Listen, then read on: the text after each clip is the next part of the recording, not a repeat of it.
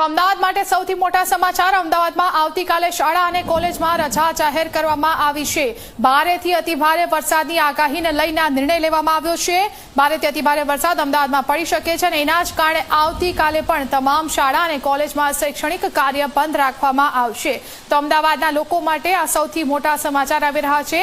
આજે જે રીતે અમદાવાદમાં ભારે વરસાદ પડ્યો છે, અનેક રસ્તા પર પાણી ભરાઈ ગયા હતા। જે બાળકો સવારે શાળાએ ગયા હતા તેમને પાછા ફરવામાં પણ હાલાકી પડી હતી। વાલીઓને પણ ખૂબ જ મુશ્કેલી પડી હતી। તેમની ચિંતામાં પણ વધારો થયો હતો અને એ વચ્ચે આ તંત્રએ ખૂબ જ મોટો અને મહત્વનો નિર્ણય લીધો છે।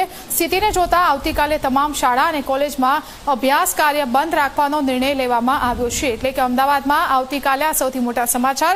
આજે પણ શૈક્ષણિક કાર્ય જે રીતે બાદમાં બંધ રાખવામાં આવ્યું હતું, આવતીકાલે આખો દિવસ શૈક્ષણિક કાર્ય બંધ રાખવાનો અમદાવાદમાં નિર્ણય લેવામાં આવ્યો છે।